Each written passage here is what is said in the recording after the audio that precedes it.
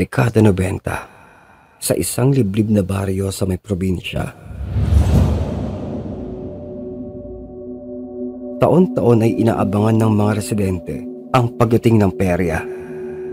Ito ang inaasam ng mga kabataan at kahit ng mga matatanda upang makapaglibang. May mga makukulay na ilaw, nakakabinging musika, samot-saring laro at mga pagkain. Ngunit sa likod ng masayang imahe ng perya, nagkukubli ang mga kwentong nakakapangilabot. Nasa bandang huli ay naging bahagi ng isang alamat ng aming baryo.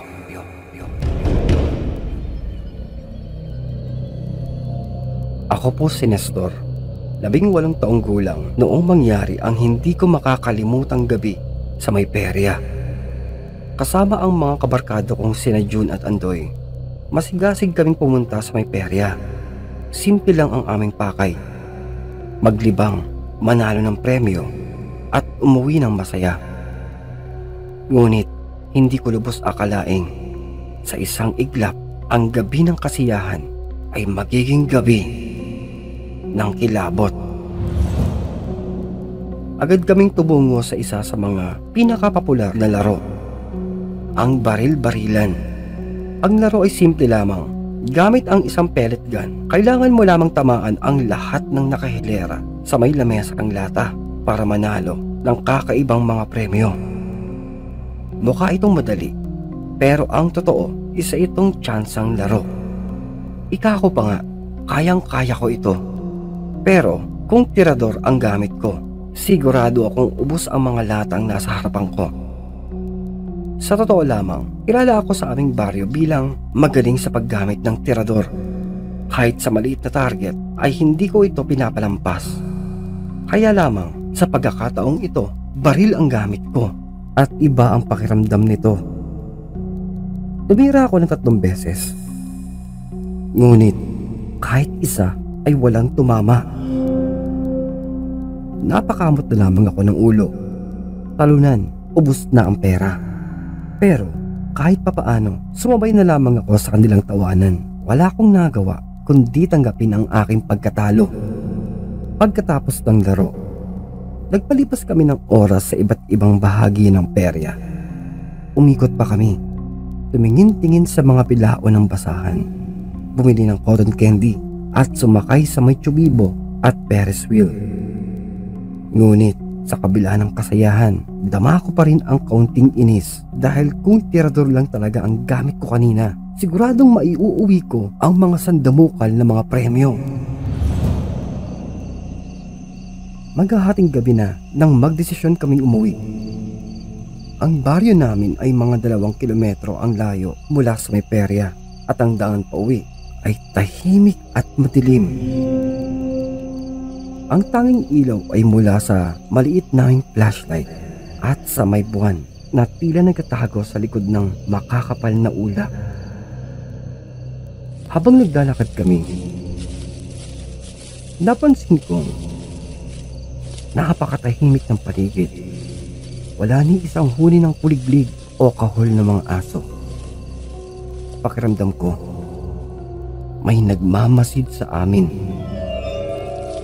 Oo nga, kanina ko nararamdaman yun eh. Parang nakakatakot naman yata ngayon dito ah. Jesus, puro ka naman takot. Tara na, para abutan pa tayo ng ulan eh. Yun ang katakutan mo. Baka trangkasuhin ka. Kaya na, seryoso man naman eh. Ika pa ng kasama ko na pilit tinatanggal ang kabang nararamdaman na hindi pa man kami nakakalayo. Biglang may narinig kaming kakaibang mga tunog. Isang mabigat na pagaspas na parang pakpak ng isang malaking ibon. Napalingon kaming 3 at doon namin nakita ang 2 nilalang na dahan-dahang bumababa mula sa madilim na kalangitan. Sa una, inakala naming ibon lamang ito. Ngunit nang makita ko na ang kanilang mga mukha, napatras ako sa labis na gulat. Hindi ito mga ibon. Ito ay mga manananggal.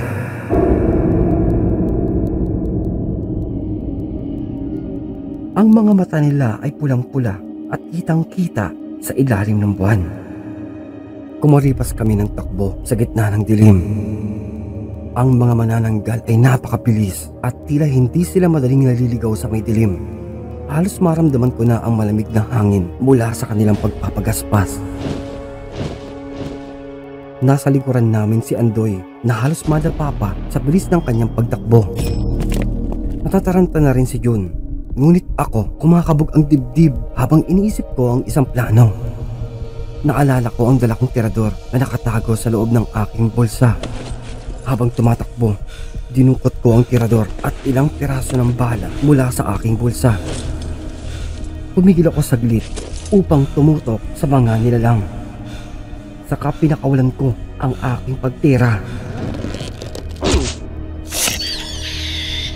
Sa pool, tinamaan ko ang isa sa may muka at narinig ko ang ungol nito sa nadabang sakit. Isa pa, ika ko sa aking sarili. Sunod-sunod kong pinakawalan ang mga tira ng bato at bawat isa ay tumama sa mukha ng nilalang. Hindi sila makalapit sa amin, ngunit sa bawat tira ko, ramdam kong tumitindi ang galit ng mga ito. Nang ako na ang habulin ng mga manananggal, wala na akong nagawa pa kundi takbuhin ang pinakamalapit na bahay. Pumasok ako sa isang bakuran, nagtago sa likod ng isang punong mangga at nagdasal na sana'y hindi nila ako makita.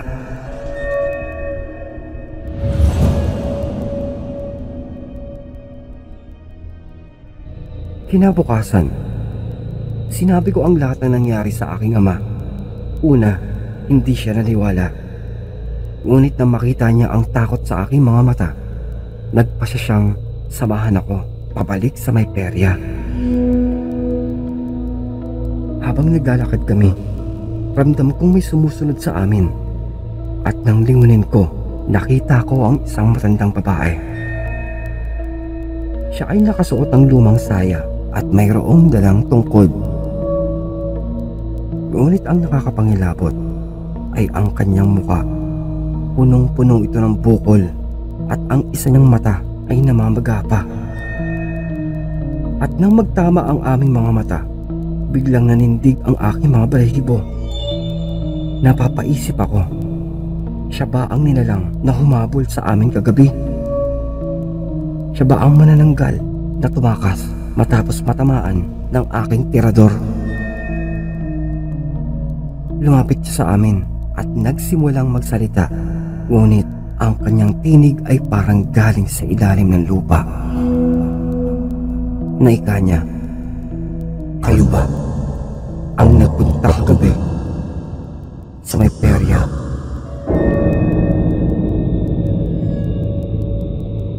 Hindi ako nakapagsalita. Ang aking ama ang sumagot, ngunit hindi ko na narinig ang kanilang pag-uusap. Nasa likod ng aking isipan, alam kong may koneksyon ang matandang babae sa may nilalang na sumugod sa amin kagabi. Ang gabing iyon ay nagbigay sa akin ng isang leksyon na hindi lahat ng bagay na nasa harapan natin ay totoo sa kung papaano natin ito nakikita. Minsan, ang mga masaya at makukulay na lugar tulad ng perya ay nagtatago ng lihim na nakakatakot. At higit sa lahat, kailangang maging maingat sa ating mga kilos at salita. Dahil hindi natin alam kung sino o ano ang totoo. Magmula noon, hindi na ako bumalik pa sa may perya pagkatapos ng insidenteng iyon. Ngunit sa tuwing nakikita ko ang aking tirador na nakasabit sa aking kwarto, naaalala ko ang nakakapangilabot na gabing iyon. Ang gabing itinaya ko ang lahat, hindi para sa premyo, kundi para sa buhay ng mga mahal kong kaibigan.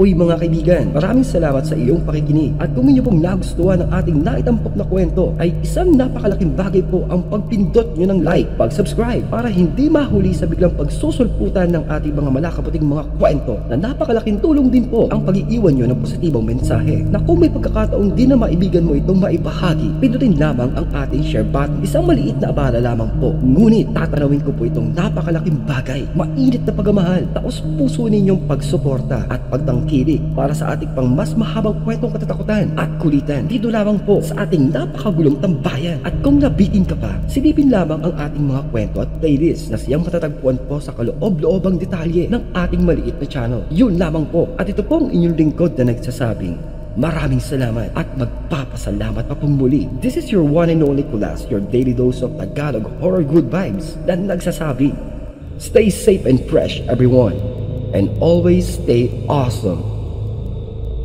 Peace out.